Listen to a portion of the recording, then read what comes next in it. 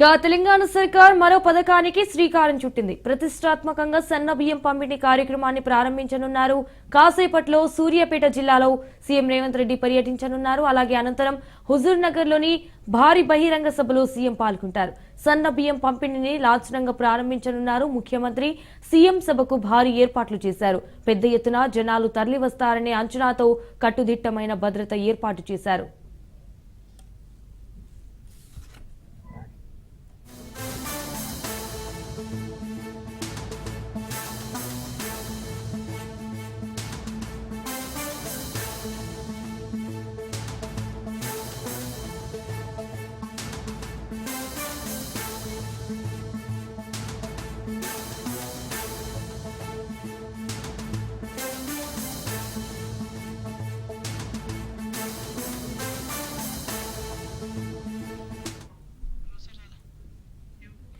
తెలంగాణ సర్కార్ మరో పథకానికి శ్రీకారం చుట్టింది. ప్రతిష్టాత్మకంగా సన్న బియ్యం పంపిణీ కార్యక్రమాన్ని ప్రారంభించనున్నారు. కాసేపట్లో సూర్యాపేట జిల్లాలో సీఎం రేవంత్ రెడ్డి పర్యటించనున్నారు. అనంతరం హుజూర్ నగర్ లో భారీ బహిరంగ సభలో సీఎం పాల్గొంటారు. సన్న బియ్యం పంపిణీని లాంఛనంగా ప్రారంభించనున్నారు ముఖ్యమంత్రి. సీఎం సభకు భారీ ఏర్పాట్లు చేశారు. అయితే పెద్ద ఎత్తున జనాలు తరలివస్తారనే అంచనాతో కట్టుదిట్టమైన భద్రత ఏర్పాటు చేశారు.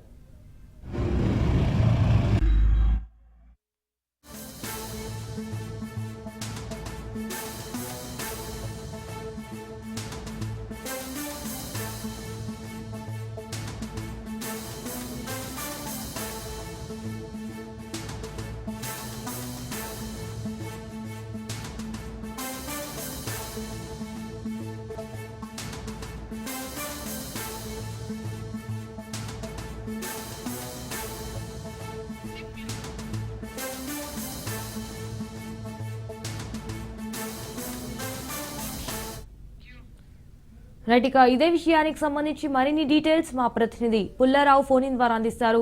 పుల్లారావు, ఇటు సీఎం రేవంత్ రెడ్డి అయితే సన్న బియ్యం పంపిణీ కార్యక్రమాన్ని ప్రారంభించనున్నారు అన్నట్టుగా తెలుస్తోంది. సో అక్కడ ఏర్పాట్లు ఎలా ఉన్నాయి?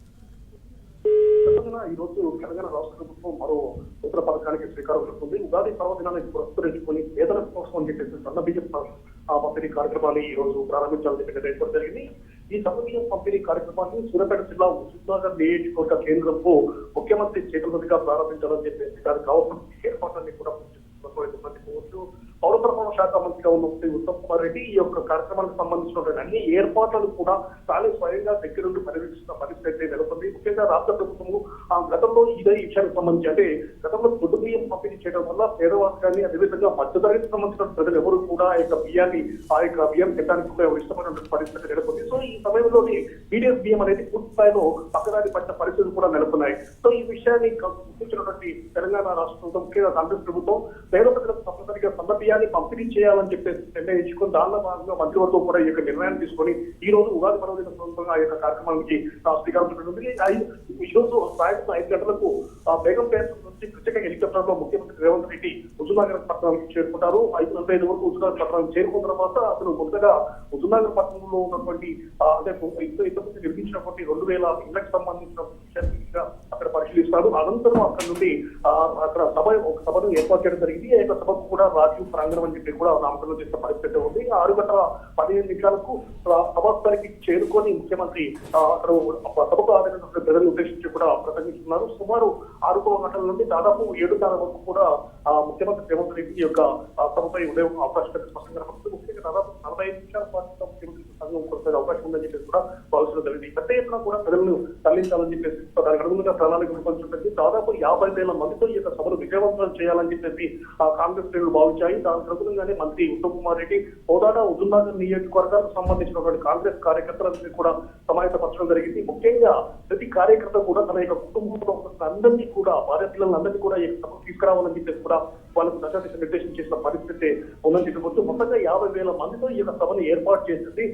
రాష్ట్ర ప్రభుత్వం ప్రతిష్టాత్మకంగా చేపట్టినటువంటి సన్న బియ్యం పంపిణీ కార్యక్రమాన్ని ఇక్కడ నుండే ప్రారంభించాలని చెప్పేసి భావించి అందులో పూర్తి స్థాయిలో చర్యలు తీసుకోవడంతో ఈ రోజు ముఖ్యమంత్రి చేతుల మీదుగా కూడా ఈ యొక్క సన్న బియ్యం పంపిణీ కార్యక్రమానికి ప్రారంభంగా ఉంది. రేపు ఏప్రిల్ 1వ తారీఖు నుండి రాష్ట్ర వ్యాప్తంగా కూడా ఈ యొక్క కార్యక్రమాన్ని అమలుపరచాలని భావించారు.